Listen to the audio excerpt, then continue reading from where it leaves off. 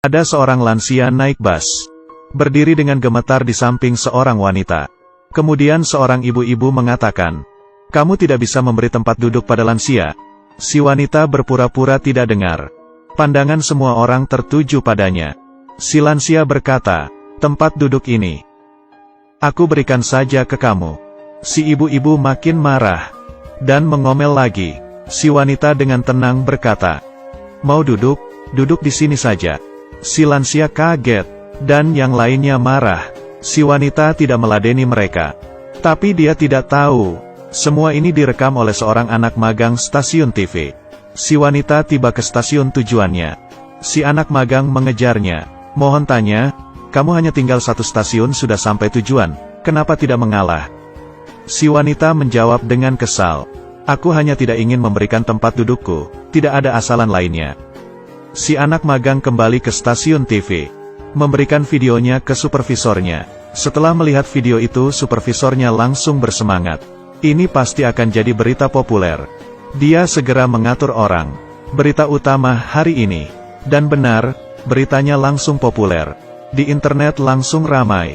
Saat acaranya disiarkan, penghasilan dari SMS yang masuk ke stasiun TV saja sudah mencapai $130.000.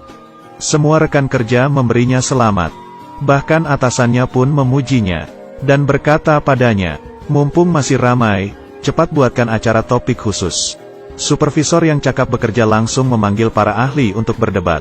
Bahkan berkata pada para ahli, jika ada perbedaan pendapat masing-masing, bisa langsung dibicarakan semuanya. Tidak perlu segan-segan. Kedua ahli langsung mulai mengomel dengan wajah yang gelisah. Dan benar saja, begitu acara topik ini keluar, langsung menimbulkan kontroversi.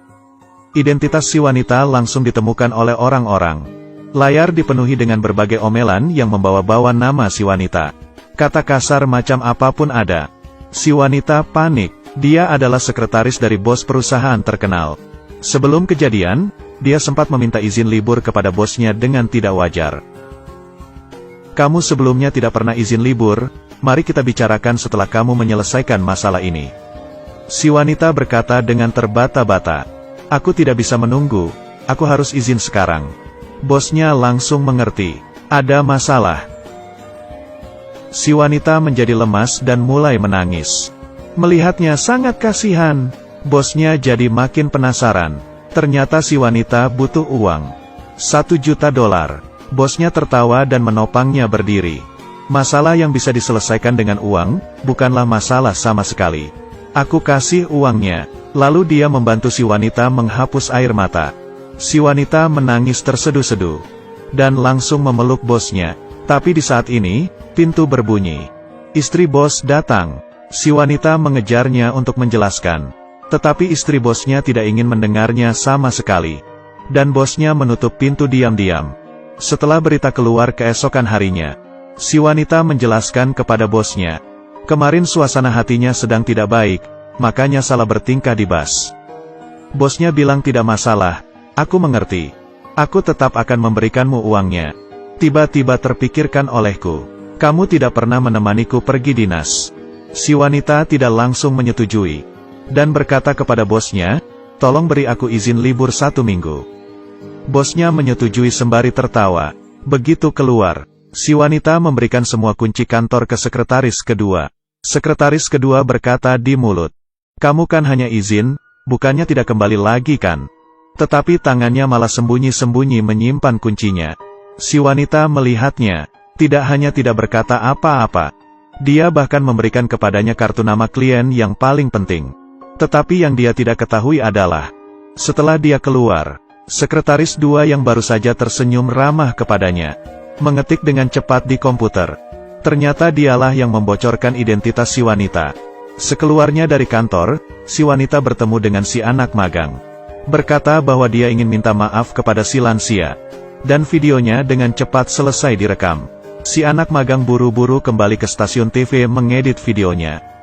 Melihat hatinya si wanita sedih. Berkata, biar kakakku menemanimu.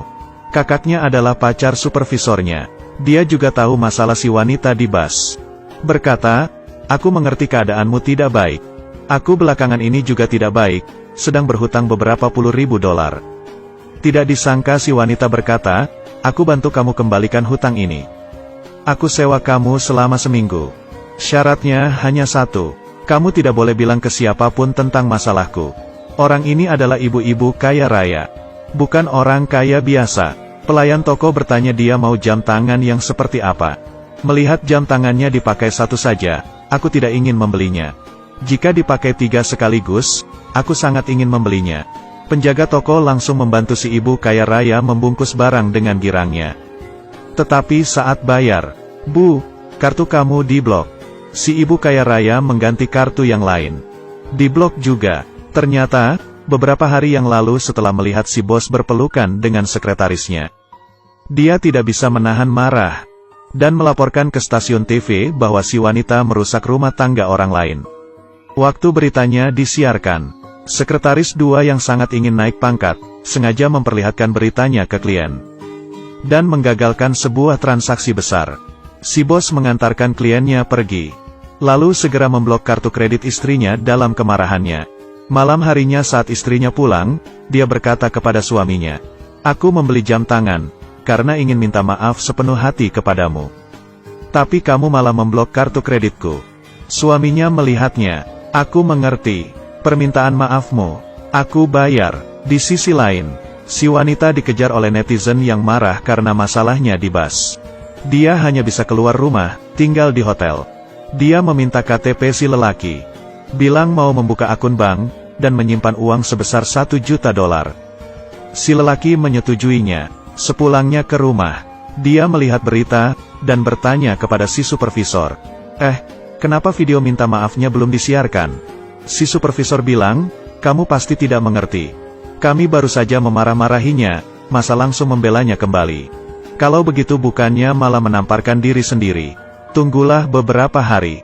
Dan si wanita di saat ini, sendirian di hotel, tidak melihat video permintaan maafnya sendiri. Di layar hanya ada omelan dan kata kasar. Bahkan blognya diretas. Bahkan fotonya diedit jadi foto kematian. Dia putus asa sampai tidak bisa tidur. Tetapi benar-benar sangat putus asa. Dia bahkan tidak bisa menelan obat tidur. Setelah makan dimuntahkan, setelah muntah makan lagi. Akhirnya tertidur setelah tersiksa semalaman. Keesokan harinya, si supervisor wawancara ke rumah bosnya. Bukan hanya ditolak dari rumahnya, bahkan sampai didorong keluar oleh satpam. Dia sangat marah, begitu kembali ke kantor, langsung mulai mengetik berita.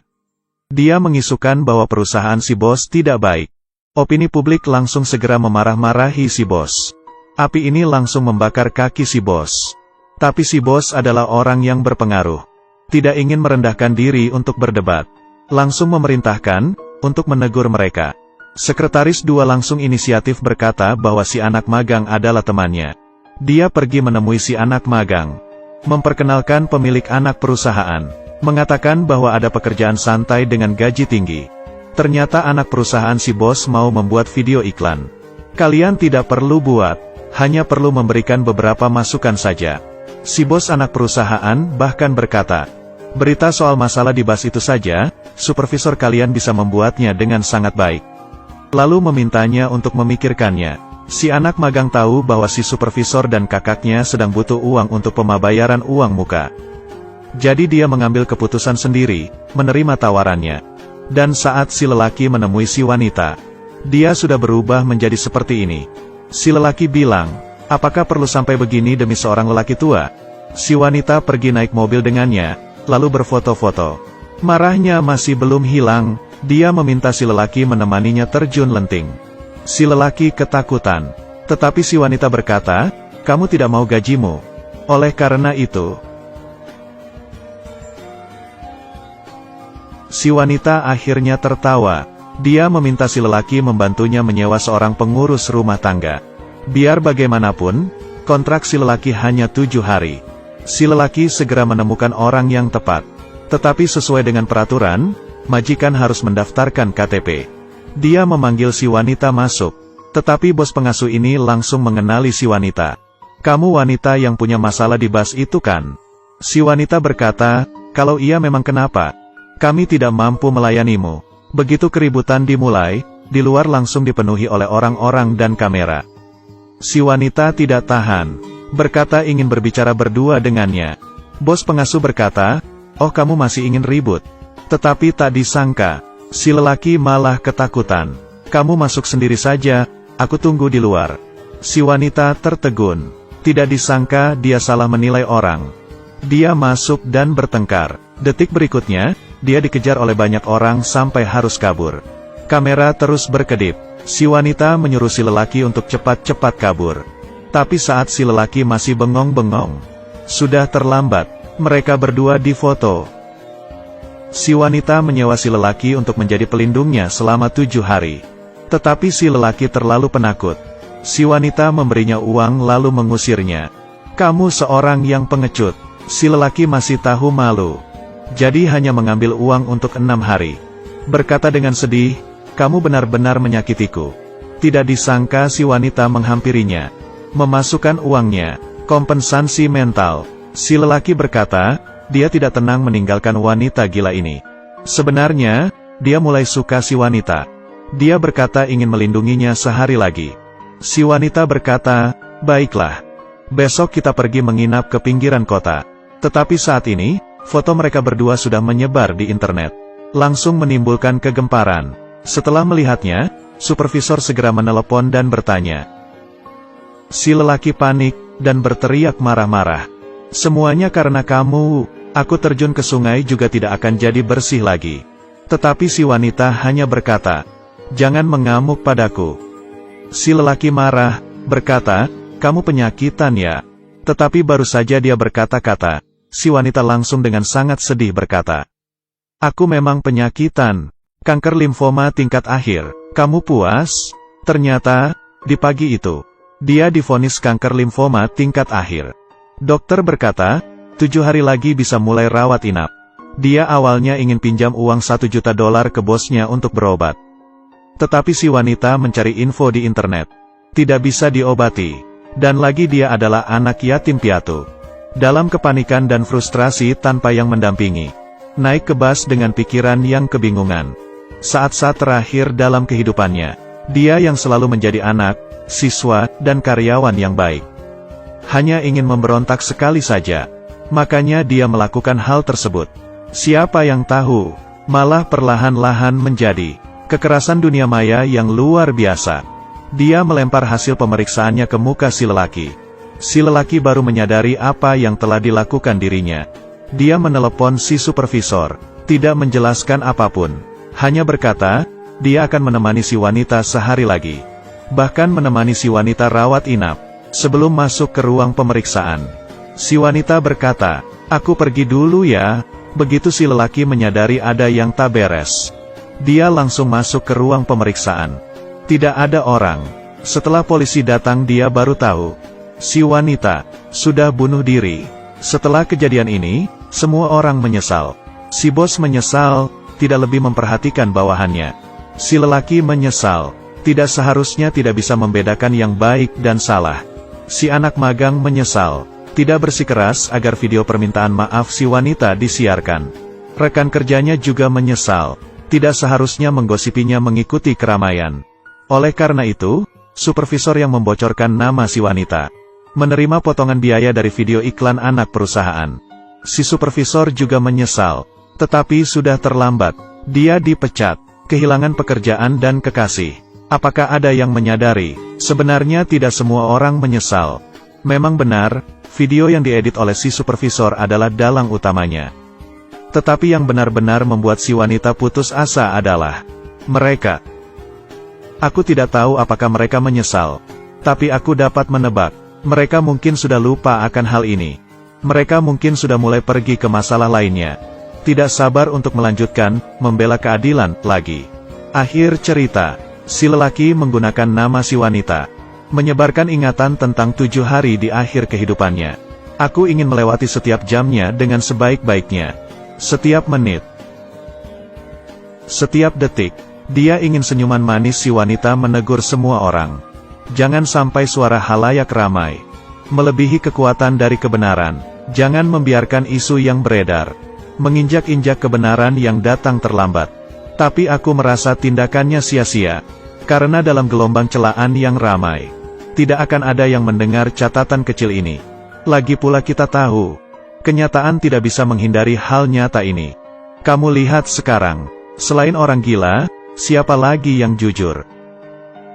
Baiklah, cerita selesai. Kalau kamu suka cerita ini, jangan lupa like-nya ya. Kita berjumpa lagi lain waktu.